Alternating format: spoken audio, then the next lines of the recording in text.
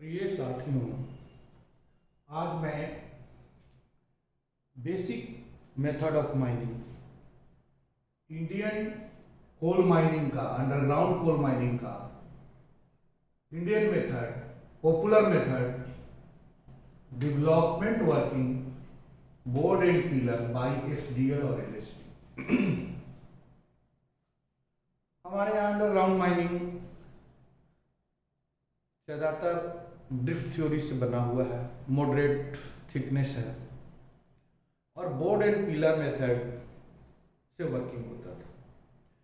पहले मैनुअल होता था, मैनुअल में बहुत सारा लिमिटेशन था। अभी एसडीएल और एलएचडी से पॉपुलर डेवलपमेंट वर्किंग होता है। तो आज मैं डेवलपमेंट वर्किंग का चर्चा करूंगा और उसमें जो इम्पोर्टेंट पार्टिकुलर है वे सब पार्टिकुलर को डिस्कस करूंगा। पूरे वर्किंग को माइनिंग टेक्नोलॉजी से कैसे बांध करके डिस्ट्रिक्ट तैयार किया जाता है वो होता है। तो ये सबसे popular Indian development working board and pillar method by SDL and LHD. तो इसका पहला पर्टिकुलर जो है डेवलपमेंट वर्किंग लेआउट। ये वर्किंग लेआउट में आप देखेंगे ये मेन डीफ हेडिंग है, ये डीफ है, 2 डीफ दिखाया हुआ है। इस डिस्ट्रिक्ट को बनाने के पहले हम चारों साइड में तैयार कर लेते हैं कि डिस्ट्रिक्ट का साइज क्या होगा, और ये 5 हेडिंग से तैयार किया गया। 5 हेडिंग देखिए, मेन हेडिंग ये है डीप, मेन डीप, इसके एडजेसेंट डीप, 1 2 3 4 5 हेडिंग है। 5 हेडिंग जो है जिसे हम चल रहे हैं। तो सर्वप्रथम इसमें पैनल बैरियर जो है सिस्टम से हम काम करेंगे ना, ये बैरियर है, एक पिलर चौड़ाई का ये बैरियर है। इसके बाद यहाँ पर एक टगर कॉलेज है, वहां से आने के बाद यहाँ पर अभी वर्तमान डेवलपमेंट चल रहा है। ये देखिए लोडिंग पॉइंट है, ये लोडिंग पॉइंट, यहाँ एसडीएल है, एसडीएल। तो ये 5 हेडिंग का लेआउट है। इस लेआउट में विशेष करके है कि सब तो सॉलिड पैनल बैरियर है, कोल बैरियर, लेकिन मुख्य 2 इनटेक और 1 रिटर्न, 3 मेन एंट्री जो है प्रिपेटरी आइसोलेशन स्टॉपिंग से बनाया हुआ। ये प्रिपेटरी आइसोलेशन स्टॉपिंग से बनाया हुआ है, करेक्ट। तो ये 2 हेडिंग से इनटेक जा रहा है। इनटेक एयरवेज को पहुंचाने के लिए ये series of isolation stopping, 1 2 3 4 isolation stopping. इसके बाद फिर यहाँ से हवा इधर, ये फिर रिटर्न हो रहा है, ये रिटर्न हुआ, ये रिटर्न एयरवेज हुआ, दोनों निकल करके रिटर्न चल जाते हैं। तो ये डिस्ट्रिक्ट का पूरा वेंटिलेशन सिस्टम दिखाया गया है, हॉलेज सिस्टम दिखाया गया है, और यहाँ पर एसडीएल दिखाया गया है।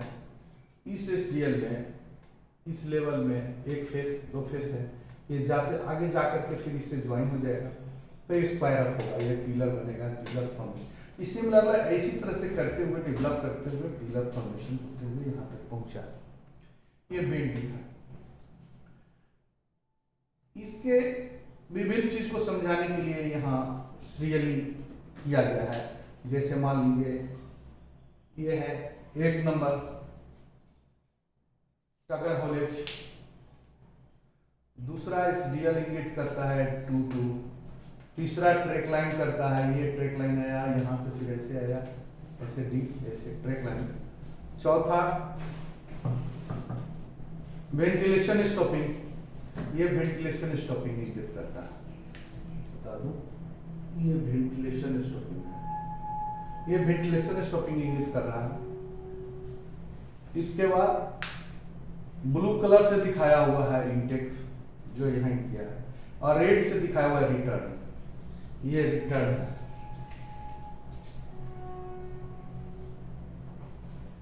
Return, correct. इसके बाद 7 जो है इंडिकेट करता है, ये हम 7 ये प्रिपेटरी आइसोलेशन स्टॉपिंग, और 8 जो है हेज कलर से जो दिखाया हुआ है ये पैनल बैरियर। अब ये डेवलपमेंट लेआउट, कभी कभी प्रश्न पूछा जाता है कि डेवलपमेंट एक डिस्ट्रिक्ट का लेआउट दिखाइए, तो ये लेआउट, इस लेआउट को हम प्लान वे में दिखाए हैं, पिलर अलग दिखाए हैं, गैलरी अलग दिखाए हैं, गैलरी है 5 है, लेकिन कभी कभी टाइम कम है तो इसको बनाने के लिए हम लोग जैसे ये बैरियर बना लिए, तो इसको 1 2 3 4 5 ऐसे भी आप कर सकते हैं,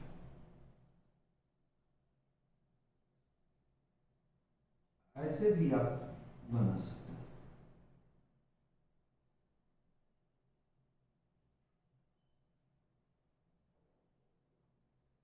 ऐसे लाइन डायग्राम भी दिखा सकते हैं, जब समय नहीं है तो लाइन डायग्राम, लाइन इंडिकेट करता है गैलरी को, तो इस टाइप का भी लेआउट हम कर सकते हैं।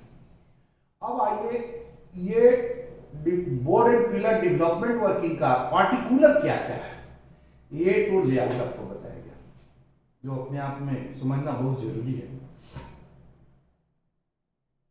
अब इसके पार्टिकुलर का पहला पॉइंट है डेवलपमेंट।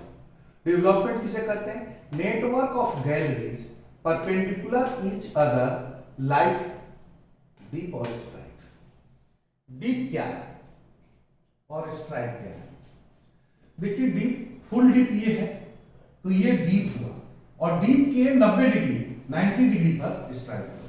यदि मान लीजिए ये डीप है तो इसको डीप गैलरी बोलेंगे, और इसके 90 डिग्री परपेंडिकुलर, तो ये स्ट्राइक हुआ, स्ट्राइक। अब ये हुआ डीप। तो डेवलपमेंट का मतलब है कि set of deep gallery perpendicular, set of perpendicular या स्ट्राइक लेवल में जो गैलरी है उसका एक दूसरे का नेटवर्क है। तो एक जैसे ये नेटवर्क है, देख रहे हैं नेट जैसा, तो इसको हम बोलते हैं डेवलपमेंट। तो ये डेवलपमेंट फंडा को परिभाषित किया है, network of gallery perpendicular each other like deep and strike. Clear. दूसरा पर्टिकुलर है पैनल बैरियर, जो हम आपको इसमें बताया, panel system working, one pillar barrier. अक्सर हाँ देखा जाता है वन पिलर बैरियर हम छोड़ देते हैं। ये पैनल बैरियर का बहुत फायदा है। In case of fire, gas, explosion, कोई भी कारण हो तो इसमें हम आइसोलेट कर सकते हैं। प्रिपेटरी स्टॉपिंग में उससे हम आइसोलेट कर देते हैं, तो इसका रिस्क दूसरे में नहीं आएगा। गैस है तो यहाँ चैम्बर बन जाएगा, फिर बाद में पूछ जाएगा, इससे गैस बन जाएगा। तो पैनल बैरियर अपने आप में बहुत महत्वपूर्ण है। ऐसे पैनल बना कर काम करना ठीक है, नहीं तो अगर in case of fire, in case of gas, in case of explosion, ये एक डिस्ट्रिक्ट या पूरे माइन को बंद करना पड़ेगा। ऐसे पैनल बैरियर है तो प्रिपेटरी स्टॉपिंग से हम इसको बंद कर सकते हैं और दूसरी जगह काम कर सकते हैं। ये तो panel system of working, new technology, इससे ये सेफ्टी पॉइंट ऑफ व्यू बढ़ जाती है। इसमें रेगुलेशन में भी इसका चर्चा है, पैनल सिस्टम ऑफ वर्किंग से काम किया जाएगा। तो ये panel system of working main part, दूसरा पार्टिकुलर है, वन पिलर बैरियर रहते हैं। ये सॉलिड कोल बैरियर है, वन पिलर, यही बैरियर का काम करता है। लेकिन बहुत पुराना जो माइंस है, जहां पर कोल बैरियर नहीं है, वहां पर सिर्फ नेटवर्क ऑफ द गैलरी ढेर सारा पूरे माइन में फैला हुआ है, और वहां पर हम यदि कोई काम करते हैं तो फिर डिपिलिंग करते हैं या कोई चीज करते हैं तो फिर हमको बैरियर बनाना पड़ता है। तो फिर आर्टिफिशियल बैरियर बनाते हैं। जैसे ये सब गैलरी ज्वाइन रहेगा तो दो पिलर बीच में स्टॉपिंग, जैसे ये स्टॉपिंग की वेंटिलेशन है ना, तो इस तरह से आइसोलेशन स्टॉपिंग करके हम सब पिलर को एक साथ सीरीज करके और एक पैनल बना लेते हैं, और उस पैनल के अंदर कुछ पिलर रहता है जिसके अंदर हम काम करते हैं, तो फिर वो आइसोलेट हो, आइसोलेशन करने के लिए। तीसरा पर्टिकुलर है वेंटिलेशन के लिए 2 इंटेक रखते हैं एटलीस्ट, जो दिखा रहे हैं। ये हॉलेज वाला एक इंटेक है और ये इंटेक है, देखिए ये इंटेक, 2 एंट्री इसमें है इंटेक और 1 रिटर्न। क्लियर हो? चौथा, अब मैनुअल का जमाना गया। अब सेमी मैकेनाइज्ड एसडी और एलएचडी ज्यादा पॉपुलर है और यही सक्सेस है इंडिया में। बाकी हैवी मैकेनाइजेशन भी सफेद हाथी है, बहुत कॉस्ट हो रहा है लेकिन प्रोडक्शन है कम खर्चा में अधिक प्रोडक्शन करने के लिए अंडरग्राउंड माइनिंग के लिए एसडीएल और एलएचडी उपयुक्त। इसीलिए कभी भी आए कि प्रोडक्शन बढ़ाना है तो मैनुअल तो अब लोडर माइनिंग खत्म हो गया, तो एसडीएल या एलएचडी से ही हम प्रोग्राम करते हैं। एक माइनिंग में चाहे एक कोलियरी में, एक माइन में एक डिस्ट्रिक्ट हो, चाहे 2 डिस्ट्रिक्ट हो, चाहे 4 डिस्ट्रिक्ट हो एक माइंस में, लेकिन हम एसडीएल को ही लगा करके चाहे एलएचडी को ही लगा करके बनाते हैं। तो अब आइए एसडीएल ऑब्लिक एलएचडी, एसडीएल हो सकता है या उसके बदले में एलएचडी हो सकता है। प्रोडक्शन कितना? 100 टीपीडी पर मशीन, एसडीएल हो चाहे एलएचडी, ये 100 टीपीडी टन पर डे, तीनों पाली दिन भर में 100 टन एक मशीन पर रखा जाएगा। तो ये क्राइटेरिया है। लेकिन एक चीज और आपको हम बताते हैं, ये क्राइटेरिया नॉर्मली माना जाता है, लेकिन सीएमपीडीआई का जो नॉर्म्स है वो इस तरह से है।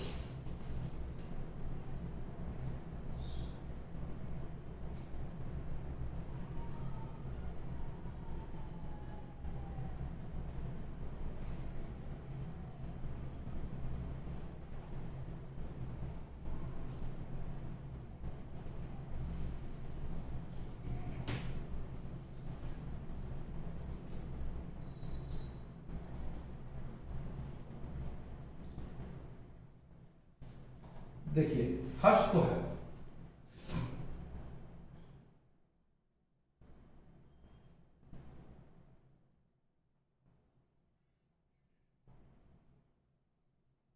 सीम थिकनेस,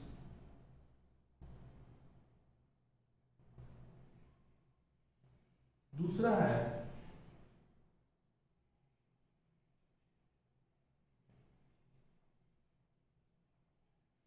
एसडीएल का टाइप। एसडीएल टाइप क्या है?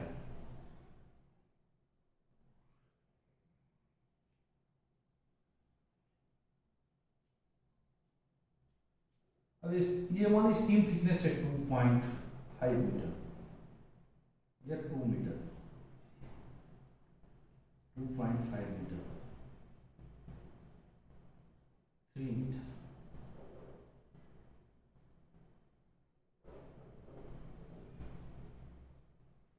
ये है, ये डेवलपमेंट के लिए हम बताते हैं। एसडीएल का टाइप है नॉर्मल एसडीएल,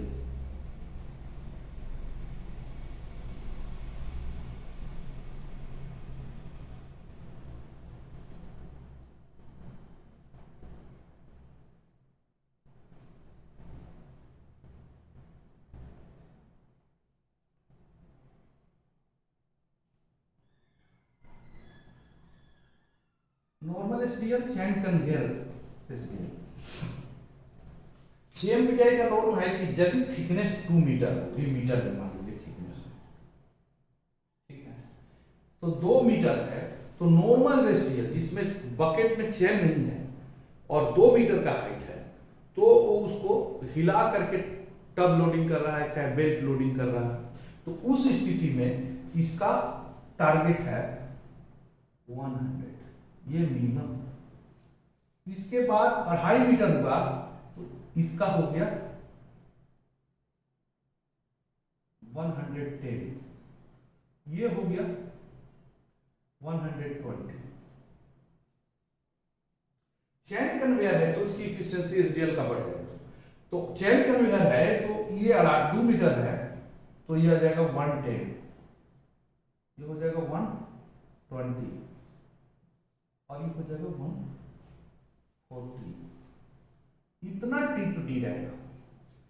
हम लोग जो इंडियन कल्चर में एसडीएल की इफिशियंसी जो कम कर दिए हैं या वैसा अरेंजमेंट नहीं कर पाते हैं, कोयला नहीं देते हैं, सारे पार्टिकुलर को, सारे एक्टिविटीज को ऑप्टिमाइज नहीं कर पाते हैं, इसीलिए उसकी इफिशियंसी कम हो जाएगी।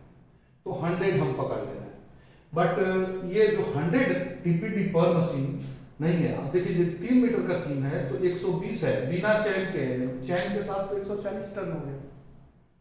तो ये सीएमपीडीआई द्वारा नॉर्म्स किया गया है, ये प्रोडक्शन नॉर्म्स है। अब मान लीजिए डेवलपमेंट हो गया और डिपिलिंग है,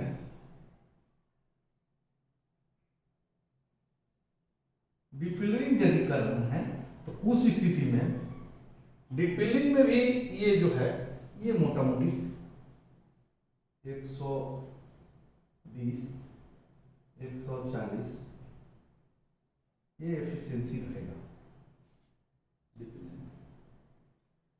डिपिलिंग में कोयला ज्यादा होता है तो ये विदाउट नॉर्मल भी 120 करना है। तो ये हमारा सीएमपीडीआई का नॉर्म्स है और इसके अनुसार ये एसडीएल का एफिशिएंसी है, बट एवरेज हम 100 टीपीडी पर मशीन मानते हैं। अब 5वां पार्टिकुलर है, यदि ये माइन या सीम जिसमें वर्किंग डेवलपमेंट चल रहा है वो यदि गैसी है तो गैस तो राइट साइड में रहेगा। गैसी का मतलब फायर डैम तो लाइट है, हवा से हल्की है, तो वो राइट साइड में रहेगा। तो ऑलवेज हम डीप वर्किंग करते हैं, डीप ड्राइवेज मोड में चालू करते हैं, जैसे जो हम दिखाएं। डीप ड्राइवेज मोड में करेंगे तो सारा गैस तो ऊपर में रहेगा या ऐसे उड़ जाएगा, ऐसे होकर के वेंटिलेटर पे चला जाएगा, गैस का प्रॉब्लम नहीं। तो गैसी माइंस है तो हम डीप ड्राइवेज मोड में प्रीफर करते हैं। वाटरी यदि है,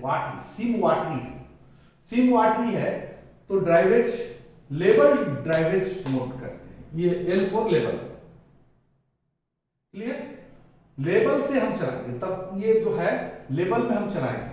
लेवल में चलाएंगे तो पानी नहीं है, पानी नीचे डीप चला करके छोड़ देते हैं, इसके बाद लेवल हम डेवलपमेंट का मोड रखते हैं, तो ज्यादातर हम प्रॉब्लम नहीं फेस होता। यदि वाटरी स्टीम है या डीप रखिएगा तो ऑलवेज आपको यहाँ प्रॉब्लम होगा, हर डीप में पानी है ना। तो हम लेवल डेवलपमेंट रखते हैं और एक डीप ज्यादा चला के छोड़ देते हैं, ये मेन सम रहता है, इसे पंपिंग करते रहते हैं तो पानी का प्रॉब्लम हमको सोल्व हो जाता है। तो इसमें हम वाटरी सीम में लेवल ड्राइवेज मोड करते हैं। देखिए ये जो अंडरस्टैंडिंग है यही माइनिंग मैन को देखना है। माइनिंग मैन को सीम और जियोलॉजी के आधार पर जो वर्किंग का प्रायोरिटी है उसी को तो डिसाइड करना है। तो ये चीजें जरूरी है। वाटरी सीम में लेवल ड्राइवेज हम करेंगे तो हम प्रॉब्लम फ्री रहेंगे। यदि गैसी और वाटरी दोनों ऐसा सीम है कि जो गैसी भी है और वाटरी भी है तो इस स्थिति में लेवल ड्राइवेज मोड हम अपनाते हैं। तो ये 3 फेज हम आपको बताएं माइनिंग के व्यू से, एक्सपीरियंस के व्यू से, माइनिंग एक्टिविटीज के व्यू से।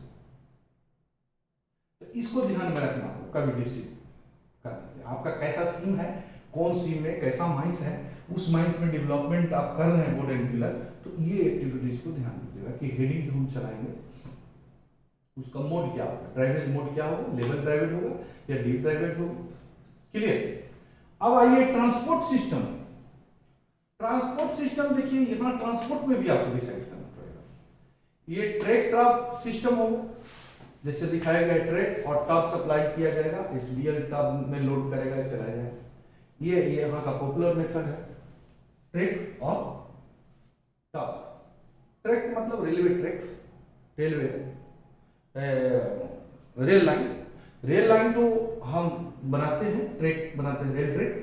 और टब स्टैंडर्ड टब रख करके लोड करते हैं। यदि लो हाइट है तो लो हाइट टब यूज कर सकते हैं। तो ये हुआ पहला प्रायोरिटी है जो मोस्ट इंडिया में को बोला है। बीच में मेन ट्रंक में बेल्ट देते हैं, छोटा में भी मिनी बेल्ट देते हैं और मिनी बेल्ट के ऊपर जो है स्केट कन्वेयर देते हैं, स्केट कन्वेयर। तो ये हो गया बेल्ट कन्वेयर और skate conveyor, chain conveyor, belt conveyor और चेन कन्वेयर। ये पोनी पोनी छोटा छोटा बेल्ट होता है, हो सकता है मेन बेल्ट एक यहाँ हो और एक पोनी बेल्ट हो, छोटा बेल्ट इस पर हो, और इस बेल्ट से रिलेटेड जहां पर भी STL देंगे वहां पर हमारा स्केट कन्वेयर है जो डायरेक्ट बेल्ट में डिस्चार्ज करता है और हर स्केट कन्वेयर पर चलाने वाला आदमी रहेगा।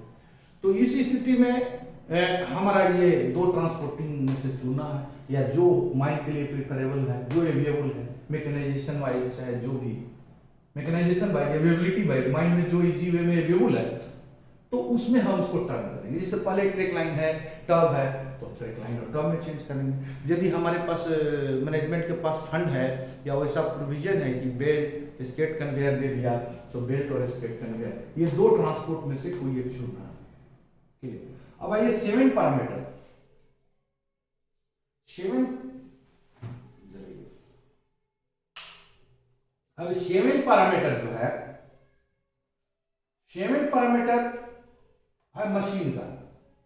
मशीन 2 SDL या 2 LHD पर डिस्ट्रिक्ट रखना है।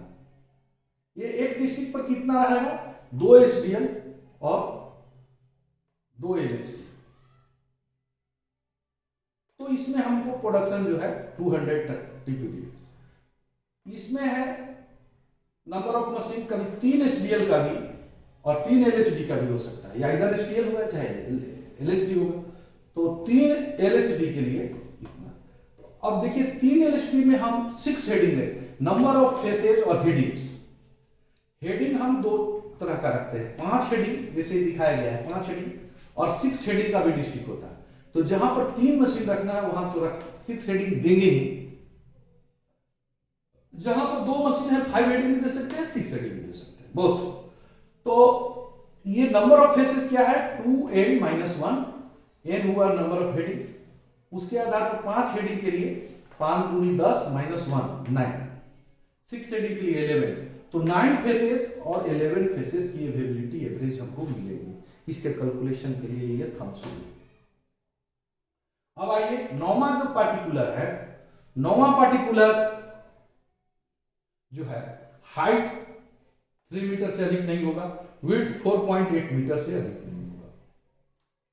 4.8 मीटर विड्थ है और SDL के लिए यही आइडल नॉर्म्स है, 4.8 मीटर होना ही चाहिए।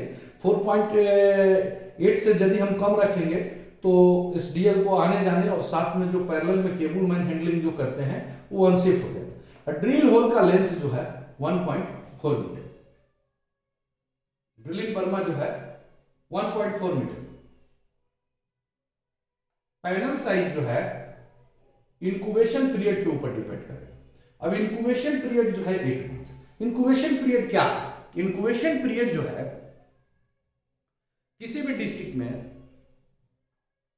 जो हम स्टार्ट करते हैं और उस डिस्ट्रिक्ट में डिपिलिंग स्टार्ट किए और पहला जो मेन फॉल हुआ, कोयला गिर गया चाल से या स्टार्टा से, तो वो मेन फॉल में जब आग लगेगा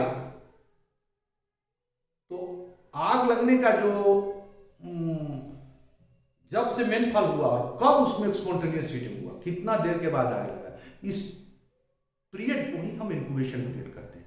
और ये हर सीन का एक हिस्ट्री है, अगल बगल पैरेलल का माइन में या दूसरे माइंस में या कोई भी कोल्ड, झरिया गोल्ड फील्ड बोलिए या रानीगंज गोल्ड फील्ड बोलिए, तो इस सब का हिस्ट्री है कि ये सीन का कहीं का 8 महीना, कहीं का 6 महीना, कहीं का 12 महीना, कहीं स्पॉन्टेनियस हीटिंग का प्रोनेस ज़्यादा है तो 6 महीना में भी होगा। तो ये इंक्यूबेशन पीरियड मान लीजिए कि 8 मंथ मान लिया गया है। एक्सट्रैक्शन जो है 2 SDL और 5 हेडिंग के थ्रू हो रहा है। डेप्थ मान लीजिए 80 मीटर, एक डेवलपमेंट जो कर रहे हैं उसका एक आइडिया 80 मीटर। तो रेगुलेशन 1 के अनुसार हम पिलर साइज भी निकाल सकते हैं, तो पिलर साइज 22 मीटर रखा गया। चलिए, प्रोडक्शन 200 टन TPD। अब देखिए ये दिया गया है स्पेसिफिक ग्रेविटी ऑफ कोल इतना। तो इस स्थिति में हम एक्सट्रैक्शन पर पिलर जो एक्सट्रैक्शन है वो दिखाया गया, ये हेज लाइन है, देख रहे हैं, हेज एरिया एक्सट्रैक्शन एरिया पर पिलर। अब मान लीजिए सेंटर टू सेंटर पिलर का लेंथ माना जाता है। तो सेंटर यहां हुआ, ये सेंटर लाइन हुआ और ये सेंटर लाइन हुआ। तो इस सेंटर से और इस सेंटर में जो ये एरो दिया हुआ है 22 मीटर इसका है पिलर साइज। लेकिन सॉलिड जो है ये 4.8 है, तो 4.8 कम होगा, ये आधा होगा, इधर आधा होगा, तो 4.8 माइनस होगा। तो ये सॉलिड जो कॉर्नर टू कॉर्नर है ये स्मॉल ए से इंडिकेट किया गया है और ये किया गया है 22 मीटर, तो 17.2 मीटर ये डायमेंशन। तो अब देखिए एक पिलर के चारों साइड में इतना रिप्रेजेंटेटिव कोयला हम का एक्सट्रैक्शन होता है, हम करते हैं। एक फिर दूसरा पिलर का भी इसी तरह से हम साइड में एक्सट्रैक्शन करते हैं। तो पर पिलर एक्सट्रैक्शन एरिया ये है। तो यहां पर निकाला हुआ है एक्सट्रैक्शन पर पिलर 22 मीटर जो पिलर साइज है सेंटर टू सेंटर उसका स्क्वायर माइनस सॉलिड पिलर जो है कॉर्नर टू कॉर्नर 17.2 मीटर का स्क्वायर इंटू 3 मीटर यहां पर हाइट हुआ और 1.3 मीटर 1.3 मीटर जो हुआ स्पेसिफिक ग्रेविटी ऑफ होल। तो इस तरह से ये ए स्क्वायर माइनस बी स्क्वायर के फॉर्म में तोड़ा गया है। ए प्लस बी करके इतना आ गया 39.2 और ए माइनस बी के फॉर्म में ये आया। तो इस तरह से तोड़ करके कैलकुलेशन किया 733 टन, जिसको से 800 राउंड में हम रख सकते हैं, इसे थोड़ा बढ़ा के पीछे कर सकते हैं। देखिए ये माइनिंग मेथड जो है प्रैक्टिकली क्या बोलेंगे माइक्रोस्कोप या बराबर मेजरमेंट से नहीं चलता, ये रफली चलता है, जैसा सिचुएशन होगा उस हिसाब से। अब गैलरी की साइज आप रखते हैं 4.8 मीटर से अधिक नहीं होनी चाहिए, 4.3 मीटर भी रखिए, 4.5 भी रखिए, लेकिन जहां पर वो साइड में ज्यादा लूज रहेगा, जहां पर उसका जियोलॉजी हो वो उतना गिरेगा तो ड्रेसिंग करना होगा, उसको तो साट के नहीं रखेंगे। तो प्रोडक्शन को भी थंब रूल से मान लीजिए कि 800 टन। अब production by system in incubation period, अब इंक्यूबेशन पीरियड हमारा कितना है 8 मंथ, तो 8 महीना में 26 दिन हुआ। आप एक दिन में 200 टन, तो इसको गुना कर दीजिएगा तो हो गया आपको इतना, ठीक है।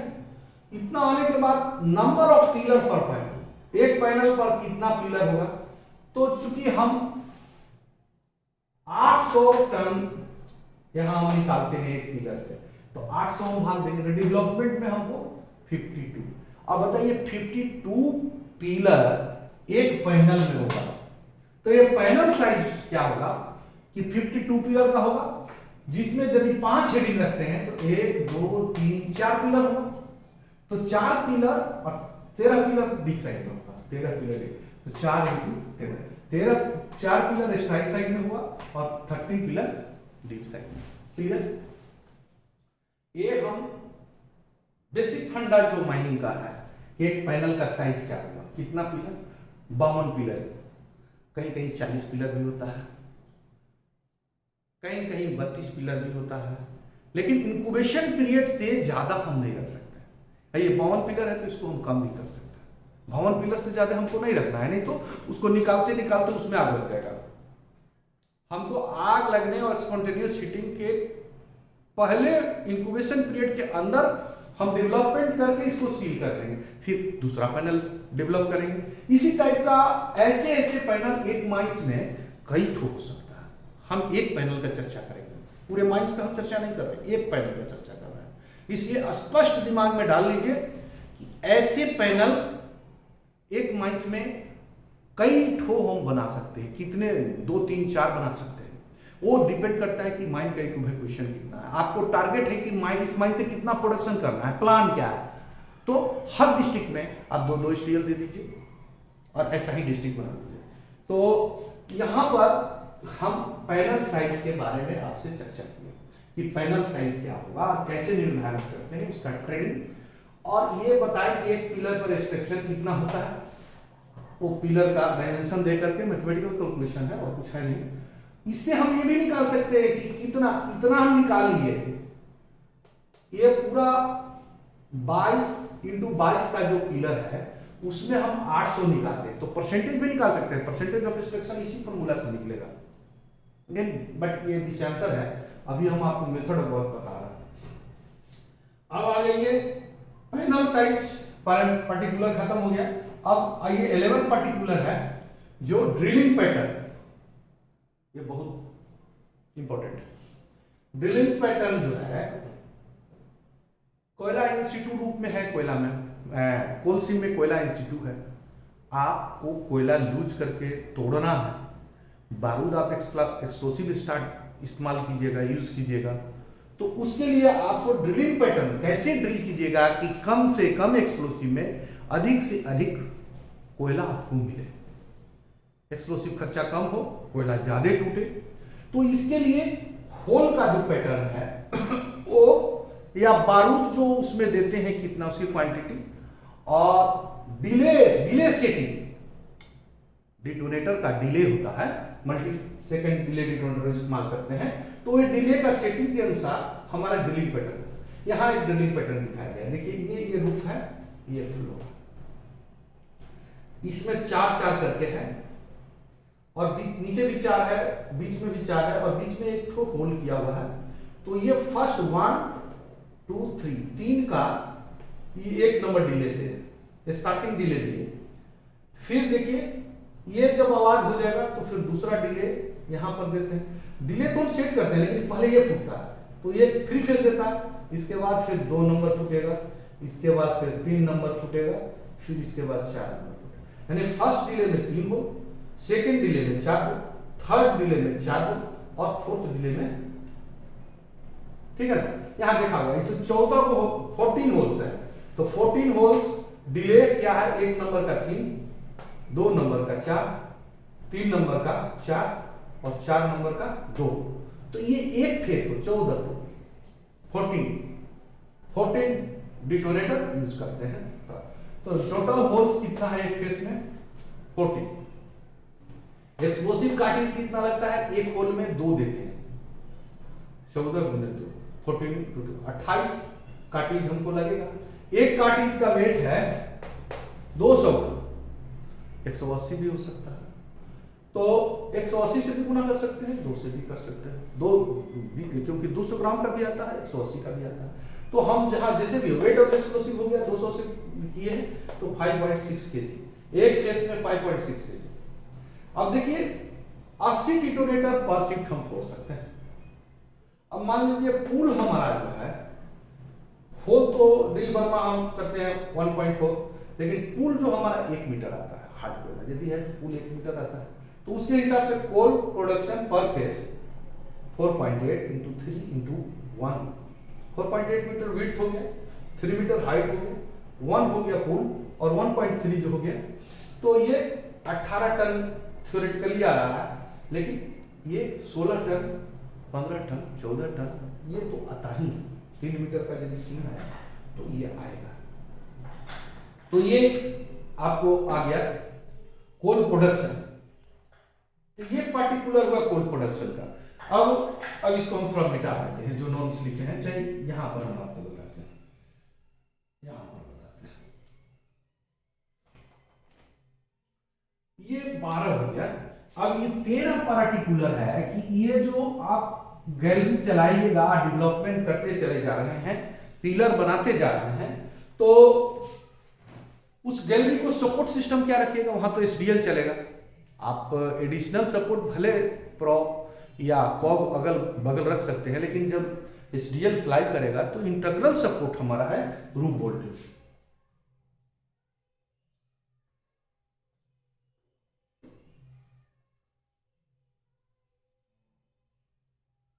रूफ बोल्टिंग का नॉर्म्स क्या है, इसका नॉर्म्स है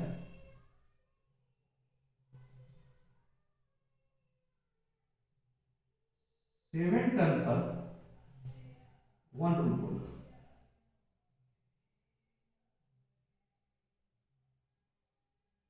इसका मतलब है कि आप 220 टन जब करते हैं तो इसमें 7 से भाग दीजिए, जितना आएगा उतना रूफ बोल्टिंग रड चाहिए, तो कितना आएगा 30 तो आपको 30 टू बोल्ट रट चाहिए,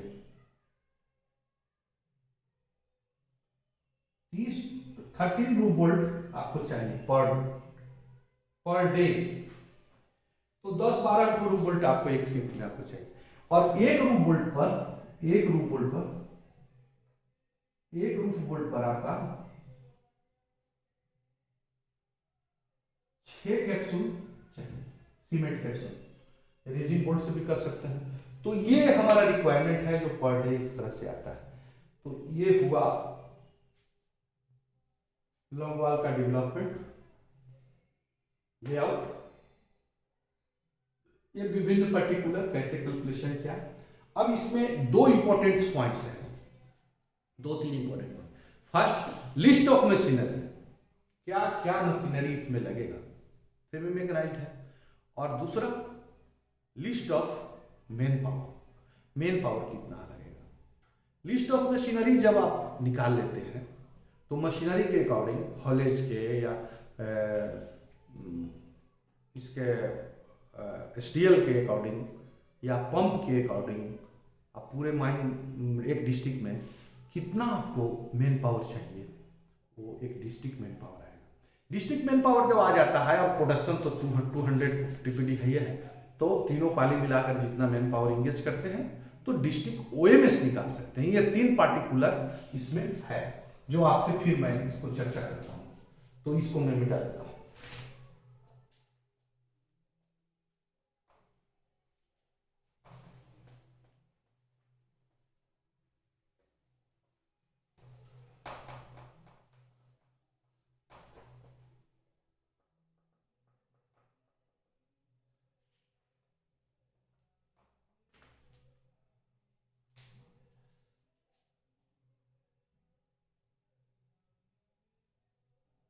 लिस्ट ऑफ मशीन,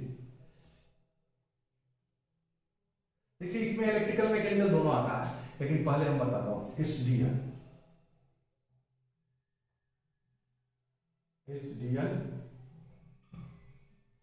उसका गेटिंग वगैरह फिटिंग्स जो है, एसडीएल विथ गेटिंग, ये 2 एसडीएल हुआ एक डिस्ट्रिक्ट में। दूसरा, अगर हॉलेज, ये 2 हुआ एक डिस्ट्रिक्ट के लिए। तीसरा हो गया, अब मान लीजिए वाटरी सिम है तो फेस पंप, रोटो पंप है, ये हुआ एक डीप में लगा दिया। चौथा, आपको ड्रिल पैनल और मशीन जो भी हो, ये 2 सेट होगा। बच्चों, आपको एक जुलरी फैन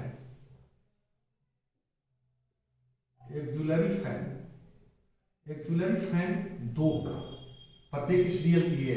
ब्लाइंड हेडिंग को वेंटिलेशन करने के लिए स्टैट्यूटरी आपको जरूरी है जुलरी फैन। तो एक जुलरी फैन 2 होगा, ठीक है। और मशीनरी में क्या, इलेक्ट्रिकल मशीनरी में आपको ट्रांस स्विच,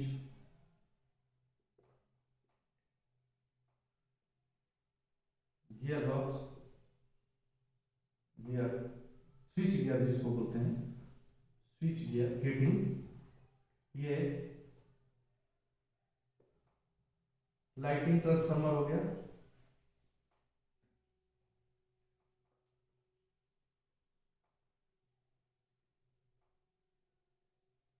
ट्रांसफार्मर से लाइटिंग अरेंजमेंट होगा। फिर आया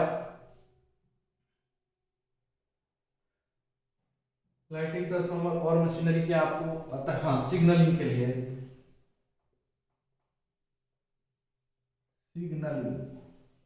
सिग्नलिंग बेल और सिग्नलिंग ट्रांसफार्मर, लाइटिंग से रहता है सिग्नलिंग बेल। ये आपको आ गया लिस्ट ऑफ मशीनरी। क्लियर? अब आ जाइए, लिस्ट ऑफ मशीनरी हो गया। अब फिर इधर मैं इसको मिटाता हूं।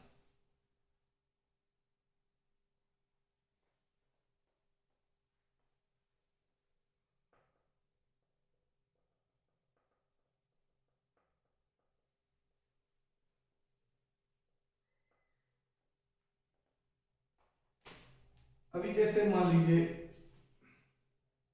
आपका ये भी मिटा देता हूं, क्लियर होगा। अब लिस्ट ऑफ मशीनरी के बाद आ गया मेन, ये इंपॉर्टेंट चैप्टर है।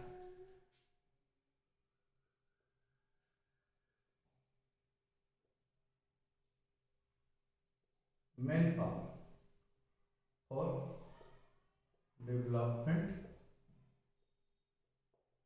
डिस्ट्रिक्ट।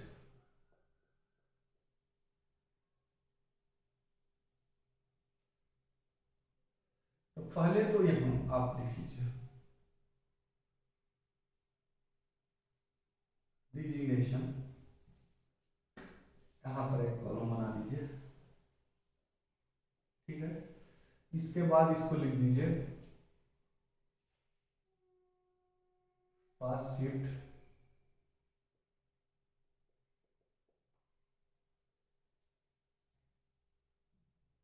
इसके बाद आ जाइए सेकेंड शिफ्ट,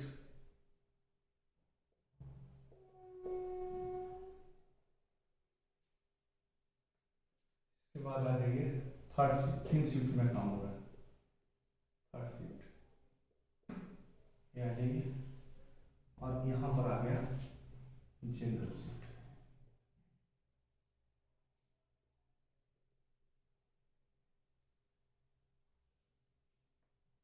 अब देखिए यहां डिजिग्नेशन जो है, डिजिग्नेशन, अब मान लीजिए डिजिग्नेशन से स्टार्ट कीजिए यहां से। अब डिजिग्नेशन यहां से स्टार्ट किए तो सबसे पहले तो आपको एक डिस्ट्रिक्ट है, तो आपको मान लीजिए सीनियर ओवरमैन 2 ठो चाहिए आपको, जनरल शिफ्ट में रहेगा ओवरमैन, ओवरमैन 1 1 1 3 ठो, ये है आपको टोटल। तो ओवरमैन 1 1 3 ठो हो गया। अब आ जाइए माइनिंग सरदार और शॉर्ट फायरर, दो, एक माइनिंग सरदार एक शॉर्ट फायरर है, तो हर डिस्ट्रिक्ट में आपको तीनों पाली में रहेगा। तो एक माइनिंग सरदार एक तो 1 2 2 2 माइनिंग सरदार ही कर लीजिए, तो ये हो गया, तो ये हो जाएगा आपको माइनिंग सरदार हो गया, ठीक है। इसी तरह से अब आपको लिखते चले जाइए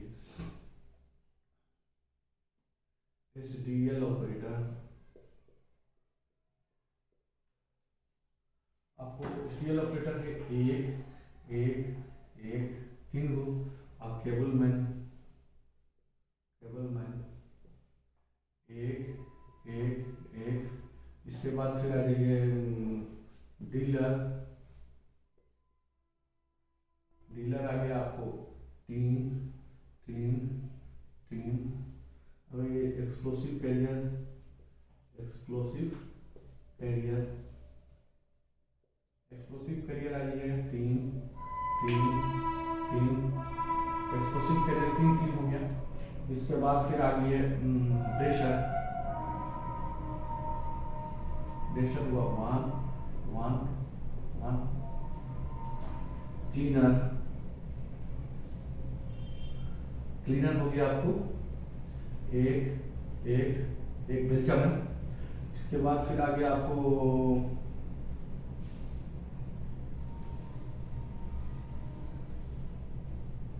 क्लीनर होगा रूप होल्डर, हर पाली में रूप होल्डर जो है 4 4 होल करेगा, जाम करेगा 4, तो ये रूप होल्डर हो गया। इसके बाद आ जाइए सेमी मैकेनाइज्ड है तो fitter plus helper, fitter plus helper 1 plus 1 1 plus 1 1 plus 1, ठीक है। यहाँ जनरल शिफ्ट में आपको फीटर चाहिए तो आप प्लस 4 हेल्पर, ठीक है। इसके बाद इलेक्ट्रीशियन प्लस हेल्पर, तो ये हुआ 1 प्लस 1 1 प्लस 1 1 प्लस 1, यहाँ आ जाएगा 2 इलेक्ट्रीशियन, 2 इलेक्ट्रीशियन नहीं करके ये 1 इलेक्ट्रीशियन प्लस 1 हेल्पर या 2 हेल्पर। क्लियर?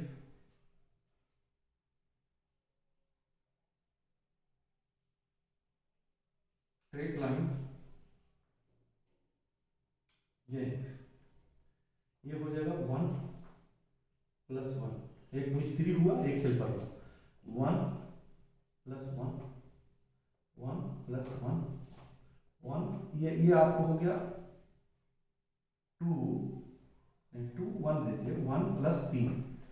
जनरल शिफ्ट में कभी भी लाइन में 3 हेल्पर रखा जाता है क्योंकि लाइन खींचना है। अभी आइए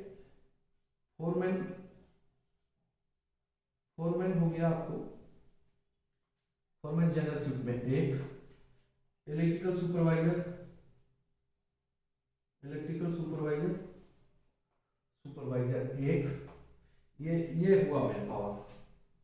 और pump operators, auxiliary fan operators. तो ये पंप ऑपरेटर 1 1 1 1 1 1,